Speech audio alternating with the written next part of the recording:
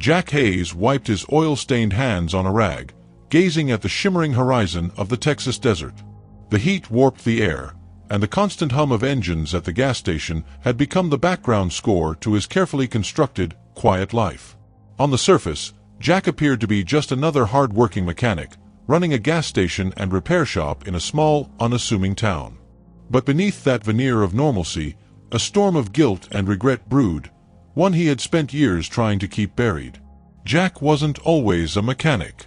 Years ago, he had been Sergeant Jack Hayes, a decorated soldier in the U.S. Army's Special Forces. Missions had taken him to some of the most dangerous corners of the globe, places where survival required precision, intelligence, and sometimes ruthless decisions. One mission, in particular, had shaped the man he had become. It was a covert operation deep in hostile territory, an extraction mission designed to rescue civilian hostages. The plan went sideways when the team was ambushed, forcing Jack into a harrowing choice. To save the hostages, he had to leave a wounded comrade behind. Jack's decision had earned him a medal for valor but left an indelible scar on his soul. The image of his teammates' desperate eyes as he was abandoned haunted Jack's dreams. No accolade or ceremony could erase the searing guilt that came with the price of doing what was right. Unable to reconcile his actions with the man he wanted to be, Jack left the military and sought solace in anonymity. He moved to a town where no one knew his name or his past, hoping to find redemption in the simplicity of ordinary life. He met Sarah, a kind-hearted woman with a smile that could soften even the hardest of hearts. She became his anchor, someone who saw not the soldier or the scars but the man struggling to heal. Together, they built a life, filled with love, laughter, and the promise of peace. That peace was shattered one rainy evening. Jack's hands tightened on the steering wheel as the memory came rushing back. He had been driving home with Sarah when a speeding truck crossed the median and collided with them. The crash claimed her life and left Jack as the sole caretaker of their daughter, Emily. At 12 years old, Emily was a curious and spirited child, the living embodiment of her mother's kindness. In the years that followed, Jack poured his energy into raising Emily and running his garage. He built a routine so precise it bordered on obsessive, a method of control he believed would keep her safe in a world that had taken so much from him. Every detail of their lives was meticulously planned: school drop-offs, meals, and even their rare outings to the diner down the street. But Emily was growing up, and her teenage years brought both rebellion and questions.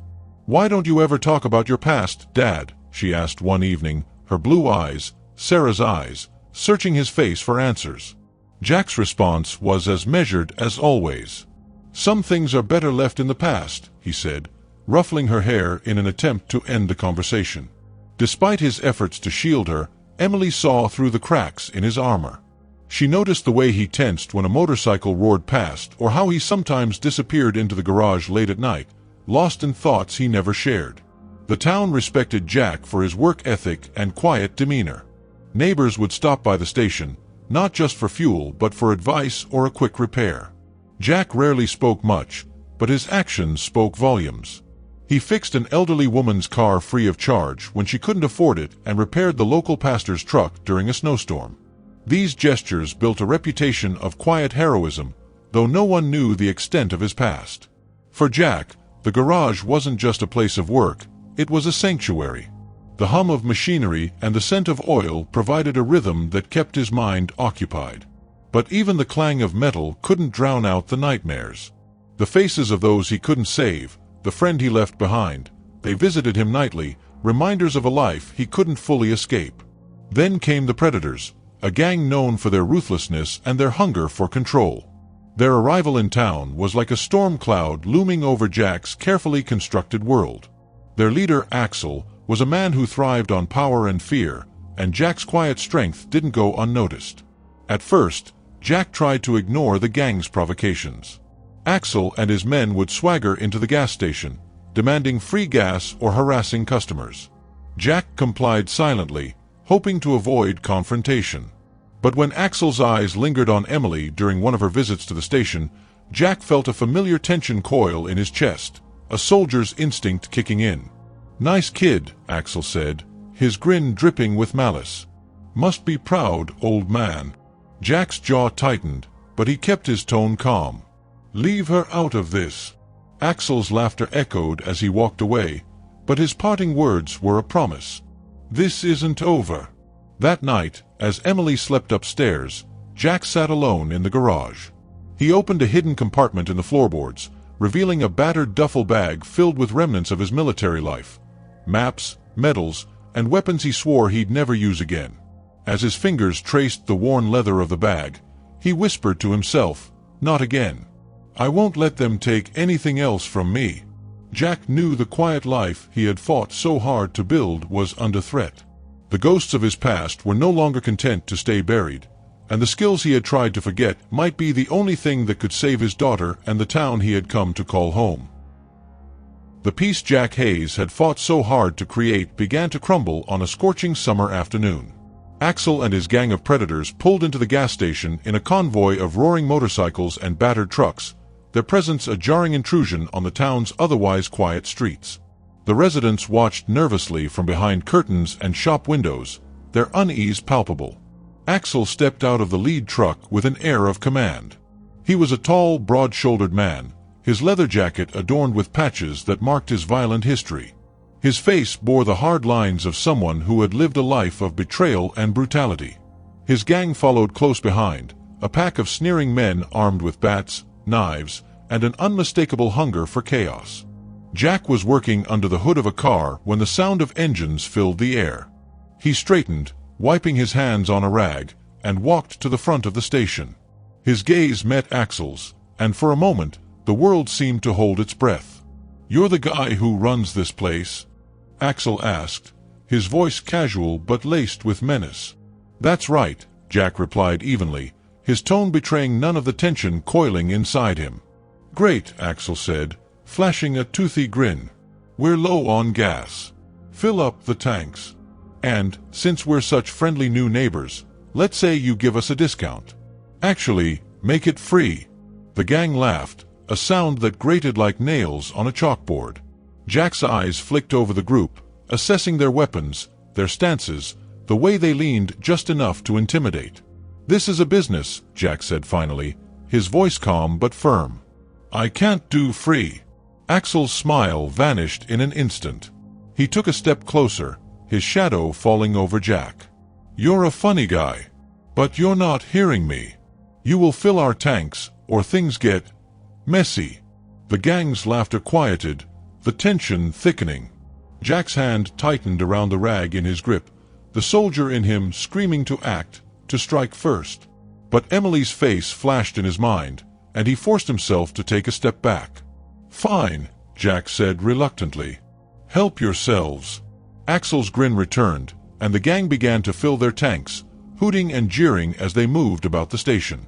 Jack stood silently, his fists clenched at his sides, but his control wavered when Axel leaned against the counter where Emily was sitting, working on her sketchbook. "What's this?"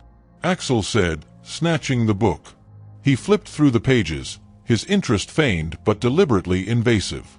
"You're an artist, huh? Got a bright future, kid." "Give it back," Emily said, her voice trembling with a mix of anger and fear. Axel smirked, his eyes flicking to Jack. "Your kid's got fire. I like that." "Leave her alone," Jack said, stepping forward. His voice was steady, but his eyes burned with warning. Axel held the sketchbook out, then let it drop to the ground. "Relax, old man. We're just getting to know each other." He turned to leave but added over his shoulder, "This isn't over, Hayes. We'll be back." The gang mounted their vehicles and roared away, leaving behind a heavy silence. Emily picked up her sketchbook, her hands shaking. "Why didn't you stop them?" she asked, her voice filled with hurt and confusion. Jack sighed, struggling to find the words. "Sometimes, the best way to win a fight is not to start one." Emily's eyes narrowed. "That's what you always say, but all I see is you letting them walk all over you. What good is being strong if you won't use it?" Jack didn't respond. Instead, he turned back to the garage, the weight of her words pressing heavily on his shoulders. The following days were a nightmare. The predators began terrorizing the town with increasing audacity. They smashed windows, extorted shop owners, and vandalized property. At night, the streets were filled with the sounds of their revving engines and drunken laughter. Jack's gas station became a favorite target. The gang returned several times, each visit more destructive than the last. One morning, Jack found graffiti scrawled across the pumps and broken glass scattered across the lot. Among the debris was a note, "Get out while you still can." Frustration and fear gripped the townsfolk, but attempts to seek help proved futile. The local sheriff, an aging man with a thinning resolve, offered little more than empty promises. "They're too many," he muttered when Jack confronted him. "And too dangerous." Jack returned home that evening to find Emily waiting for him on the porch. She was clutching her sketchbook, her expression defiant. "You can't just ignore this, Dad. They're not going to stop." Jack sat beside her, his silence speaking volumes. Emily pressed on. "People in town are scared, and they need someone to stand up to them. They need you." "I'm not the man you think I am, Emily," Jack said quietly. "Then who are you?" she demanded. "Because the man I know wouldn't let this happen." Jack looked away, unable to meet her gaze. Deep down, he knew she was right. The man he had tried to leave behind, the soldier who fought for justice and protected the innocent, was the man the town needed now. But awakening that part of himself meant exposing Emily to a darkness he had spent years shielding her from. The turning point came when a desperate neighbor, an elderly man whose store had been ransacked, approached Jack at the station. "Please," he begged. "You've got the skills. You were a soldier, weren't you? If you don't stand up to them, no one will." Jack didn't answer, but the plea echoed in his mind long after the man left. That night, as he stared at the old duffel bag hidden beneath the floorboards, the memories of his past rose like a tide. The faces of those he had saved, and those he had lost, mingled with the image of Emily's tear-streaked face. He clenched his fists and muttered to himself, "I can't let her down. Not again." As the sun set over the desert, Jack made a decision. He would confront the predators, not just for Emily but for the town that had given him a second chance. But he knew this fight would be unlike any other. He would need to prepare, and he would need to be ruthless. The quiet life he had built was over. The soldier in him was awake, and he was ready to do whatever it took to protect his daughter and his home. The sun had barely crept over the horizon when Jack Hayes stood before his workbench, his weathered hands methodically assembling tools of a different kind, ones he hadn't touched in years. The once dormant soldier in him was wide awake now, his mind sharpened by necessity and rage. The predators had taken the one thing Jack had built his entire world around, Emily. The day had started like any other. Jack worked under the hood of a truck while Emily studied inside the small office adjacent to the station. She had come to keep him company, unaware of the danger lurking just beyond the horizon. Jack had stepped away for less than 10 minutes to pick up a part from a neighboring store. When he returned, the station was a wreck. Oil cans were overturned, shattered glass crunched under his boots, and Emily's sketchbook lay abandoned near the entrance. Scrawled across its pages in bold black ink were the words, "Come and get her. Alone." Jack's chest tightened as he read the message, the blood roaring in his ears. He fought the urge to scream, forcing himself to focus. His instincts kicked in, analyzing the scene with precision. A set of tire tracks led away from the station, heading toward the outskirts of town. "Emily," he whispered, the name barely escaping his lips. The trail led him to an abandoned factory on the edge of town, a crumbling monolith from a bygone era. The structure loomed against the pale sky, its broken windows like empty eyes staring back at him. Jack parked his truck a safe distance away, using binoculars to survey the area. Axel's gang was scattered across the factory grounds, their movements lazy and confident, as if they were daring anyone to challenge them. Jack counted at least 10 men, heavily armed and stationed at key entry points. His gaze hardened. The odds were against him, but that had never stopped him before. Jack returned home under the cover of dusk, his mind already devising a plan. He unearthed the duffel bag from beneath the floorboards and emptied its contents onto the table. A combat knife, a sidearm with a single magazine, and an old map from his Special Forces days lay before him. It wasn't much, but it would have to do. He took a deep breath, staring at his reflection in the cracked mirror above the sink. His face was lined with years of regret and pain, but his eyes burned with renewed purpose. "I've done terrible things to protect strangers," he muttered. "Now, I'll do worse to protect her." The first step was preparing the gas station. If Axel and his men returned, Jack wanted them to regret it. He worked through the night, rigging crude traps with whatever he could find. Wires were strung across doorways, oil was poured strategically to create slippery hazards, and explosives were improvised from the gasoline tanks and old spark plugs. By dawn, the station resembled a battlefield, every inch of it transformed into a weapon. Jack surveyed his work, his face grim. "This isn't just for Emily," he thought. "This is for everyone they've terrorized." As the sun climbed higher, Jack made his way to the factory. He moved like a shadow, slipping past the guards with practiced ease. His first encounter came near the loading dock, where two gang members were smoking and laughing, oblivious to his presence. Jack struck swiftly, his movements precise and lethal. Within moments, both men were down, their weapons now in his possession. Inside the factory, the air was heavy with the smell of rust and decay. Jack crept through the darkened corridors, his ears tuned to every sound. He found Emily in a small room near the center of the building, tied to a chair but unharmed. Her eyes widened when she saw him. "Dad," she whispered, her voice trembling with relief. "Sure," Jack said, kneeling to untie her. "I'm getting you out of here." Before they could move, the door burst open.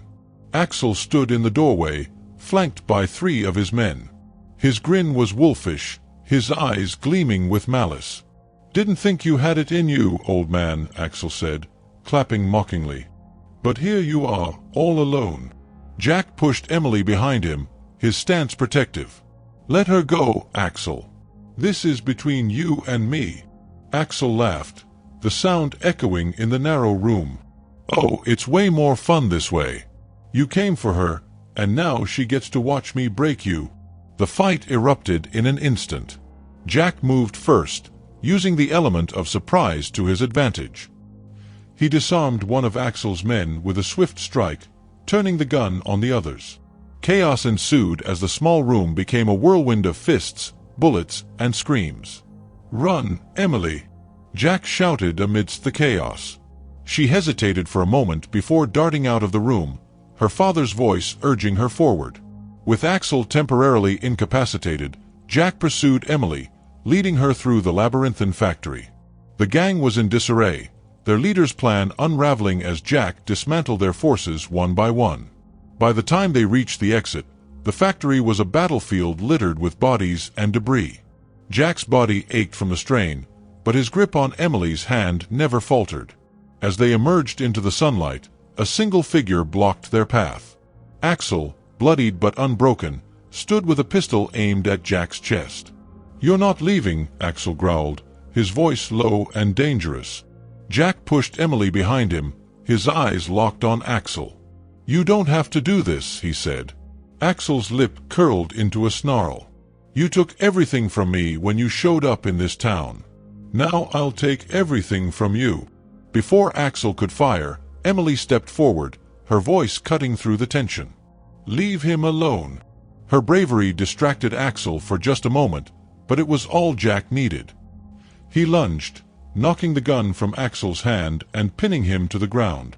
The two men grappled fiercely, their struggle a brutal clash of wills. Finally, Jack gained the upper hand, his fist raised for the finishing blow. But as his knuckles hovered over Axel's face, he stopped. "Not like this," Jack muttered, his voice raw.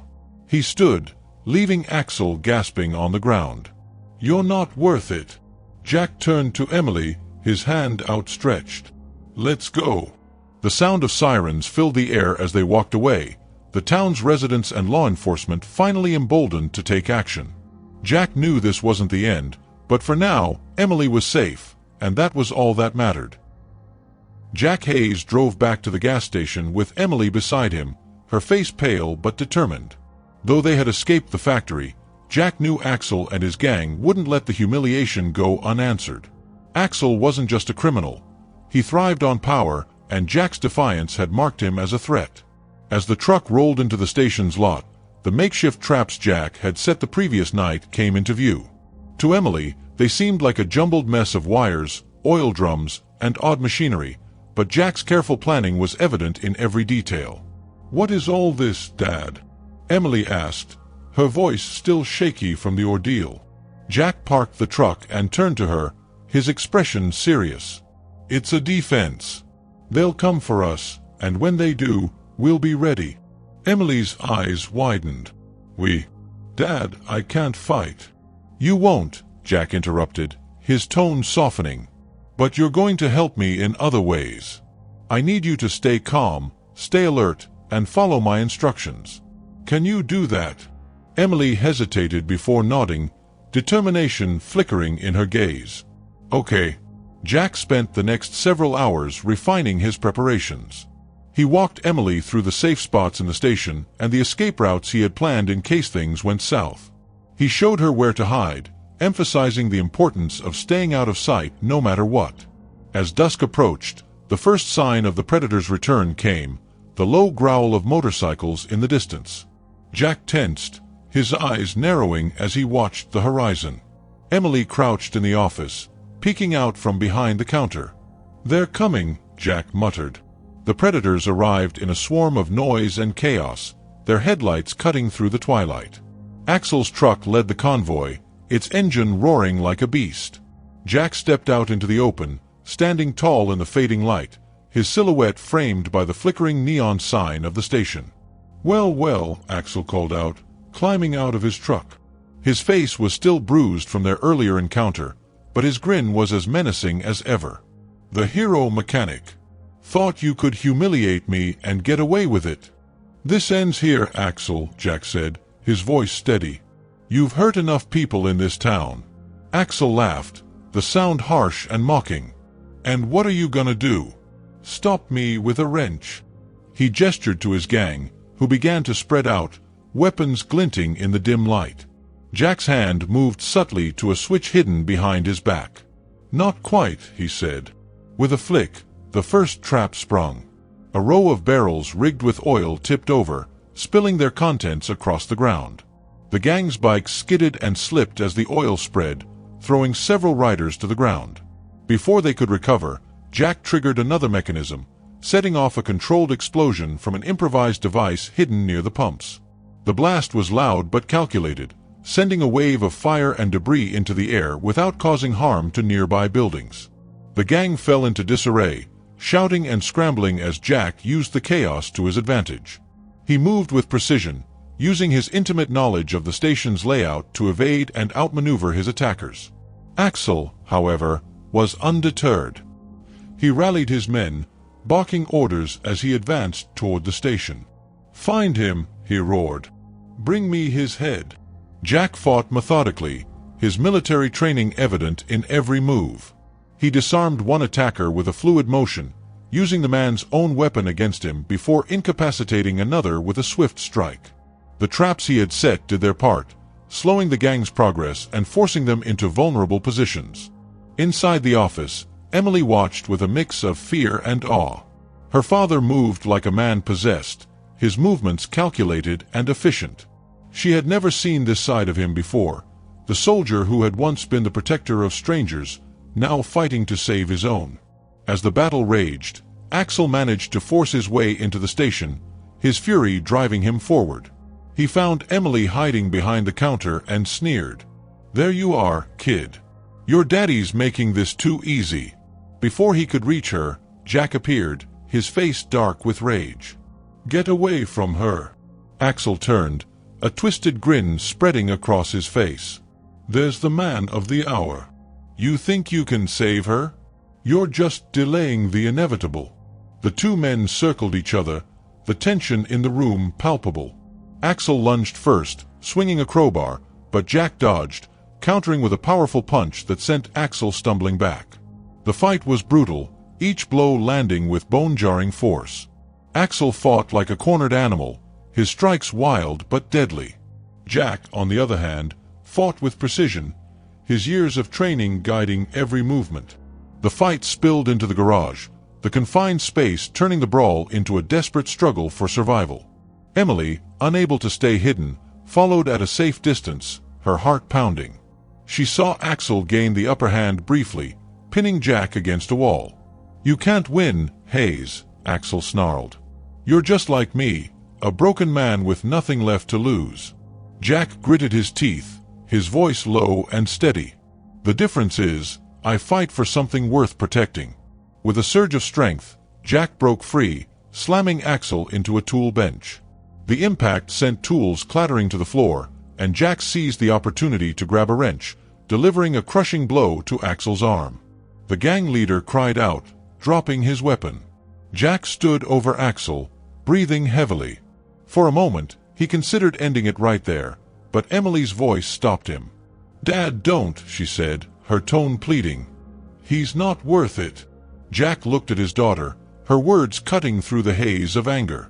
He lowered the wrench, stepping back. "You're right," he said, his voice heavy with exhaustion. "But he's going to pay for what he's done." The sound of sirens filled the air as the town's law enforcement finally arrived, emboldened by Jack's stand. Axel's remaining men scattered, and those who couldn't flee were quickly apprehended. As the police took Axel into custody, Jack turned to Emily, pulling her into a tight embrace. She clung to him, her voice muffled against his chest. "I thought I was going to lose you." "You never will," Jack said, his voice steady despite the ache in his body. "Not as long as I'm breathing." The station was in ruins, but for the first time in weeks, the town felt a glimmer of hope. Jack Hayes had fought for them, and he had won. The aftermath of the battle was a strange mix of exhaustion and quiet determination. The gas station stood as a scarred monument to the chaos that had unfolded, its once pristine lot now littered with debris and scorched asphalt. Jack Hayes leaned against a battered pump, his breath steadying as the adrenaline ebbed. The law enforcement officers rounded up the remaining predators, hauling Axel and his men into the back of their patrol vehicles. Emily stood by Jack's side, her face a mixture of relief and lingering fear. "It's over, right?" she asked softly, her eyes searching his for reassurance. Jack placed a hand on her shoulder, his grip firm but comforting. "For now," he said. "But there's still work to be done." The town rallied behind Jack in the days that followed, their gratitude evident in the steady stream of visitors to the gas station. Neighbors brought food, tools, and offers of help to repair the damage. Even those who had once kept their distance from Jack found themselves drawn to his quiet heroism. "Jack, you saved this town," said Mr. Larson, the elderly shopkeeper whose store had been ransacked by Axel's gang. "We owe you more than we can ever repay." Jack shook his head, his humility unwavering. "You don't owe me anything. We protect what matters, no matter the cost." Despite the town's support, Jack couldn't shake the guilt of having exposed Emily to such danger. He watched her closely in the following weeks, noticing the quiet moments when she seemed lost in thought or flinched at loud noises. It was a reminder of the fragility of the peace he had fought so hard to secure.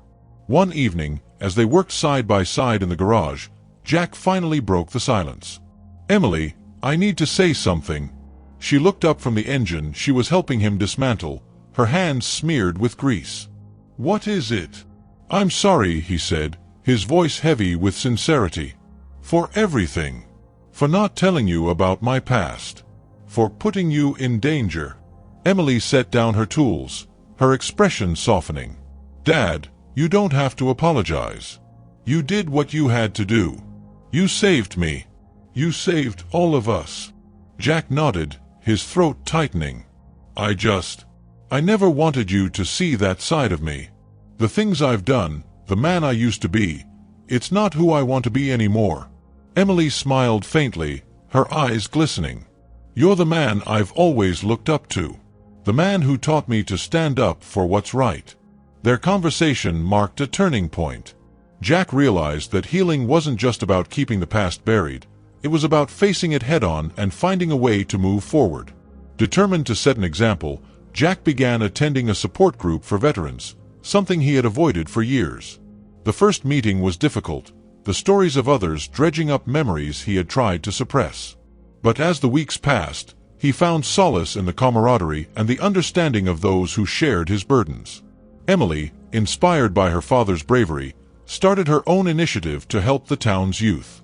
She launched a community program at the gas station, using the space to teach basic mechanics and offer a safe haven for kids who might otherwise fall prey to gangs like the Predators. One Saturday morning, Jack watched from the sidelines as Emily led a group of teenagers through a lesson on changing a tire. She spoke with confidence, her natural charisma drawing the kids in. Jack couldn't help but feel a swell of pride. "You've got a real leader there," said Larson, who had stopped by to deliver pastries from his shop.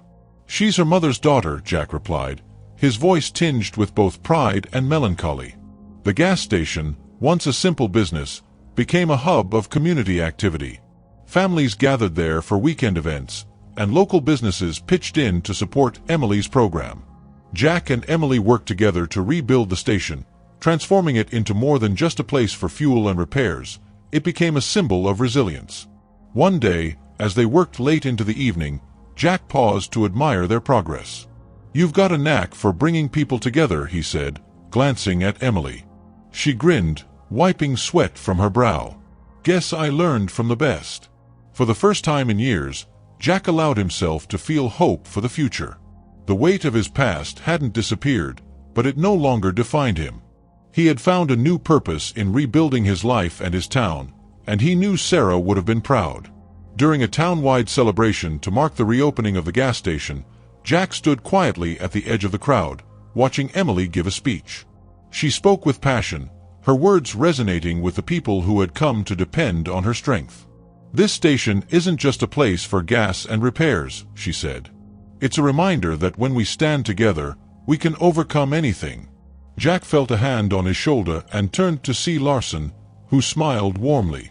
"She gets that from you, you know." Jack shook his head, his lips curving into a rare smile. "She's stronger than I'll ever be." As the sun dipped below the horizon, casting the town in a golden glow, Jack and Emily stood side by side, their bond stronger than ever.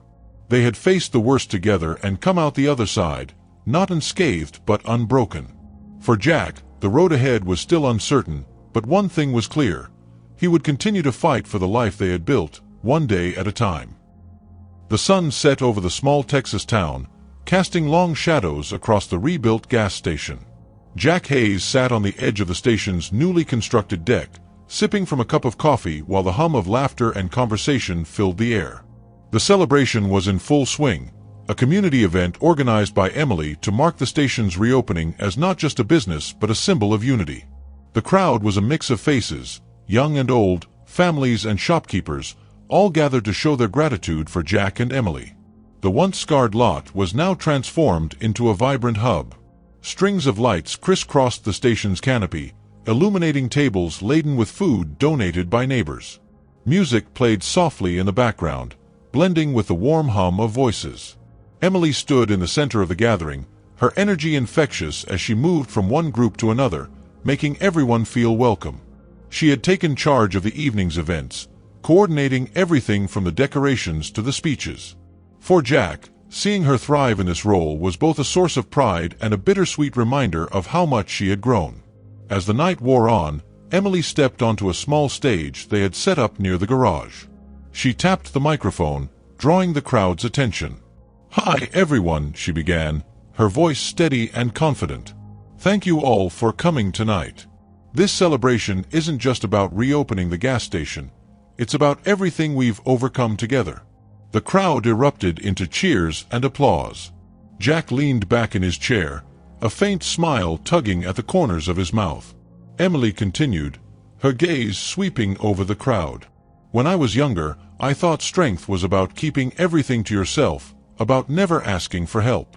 But my dad taught me something different. He showed me that real strength is standing up for what's right, even when it's hard, and that sometimes it's okay to lean on others." She looked toward Jack, her eyes meeting his. "This station is more than a business. It's a place where we come together, where we help each other. And that's something worth fighting for." The crowd applauded again, and Jack's chest swelled with pride. He tipped his coffee cup in her direction as if to say, "Well done." The rest of the evening passed in a blur of laughter, stories, and connection.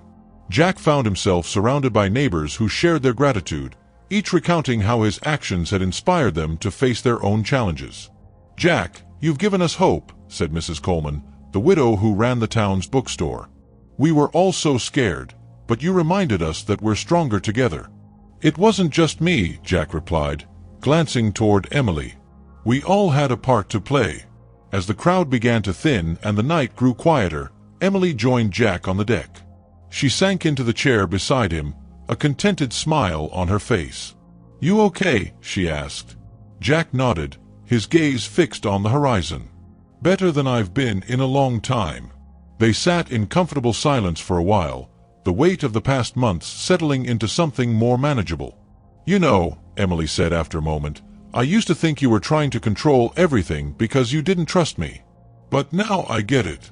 You were just trying to protect me." Jack turned to her, his expression soft. "You've always been strong, Emily. Stronger than I realized. I just didn't want you to carry the kind of burdens I have." Emily reached out, placing her hand over his. "You don't have to carry them alone anymore." Jack squeezed her hand, his throat tightening with emotion. "Thank you, kiddo." As the last guests left, leaving the station quiet once more, Jack and Emily began tidying up. The glow of the lights overhead cast a warm halo around them as they worked side by side, a rhythm they had developed over years of rebuilding and resilience. "Think we're ready for whatever comes next?" Emily asked, stacking chairs. Jack smiled, his eyes glinting with determination. "We've faced worse. Whatever happens, we'll handle it." The station now stood as a testament to their journey, a place that had seen destruction and rebirth, despair and hope. Jack knew that life would always bring challenges, but he also knew he wasn't facing them alone. The next morning, as the sun rose over the desert, Jack and Emily stood at the station's entrance, watching the first rays of light spill across the landscape. The air was fresh, carrying the promise of a new day. "Ready to open?" Emily asked, a playful grin on her face. Jack chuckled. "Let's do it." He flipped the sign to open, a simple act that carried the weight of everything they had overcome. As they walked back inside, the station's bell jingled, announcing the arrival of their first customer. Life continued, not as it had been before, but as something new, something stronger. Jack and Emily knew they had built more than just a business. They had created a legacy of resilience, a reminder that even in the face of darkness, light could prevail. Together, they were ready to face whatever came next, secure in the knowledge that their bond, and the community they had fought to protect, would always endure. If you enjoyed the story and want to see more content like this, support the channel by subscribing, liking, and turning on notifications.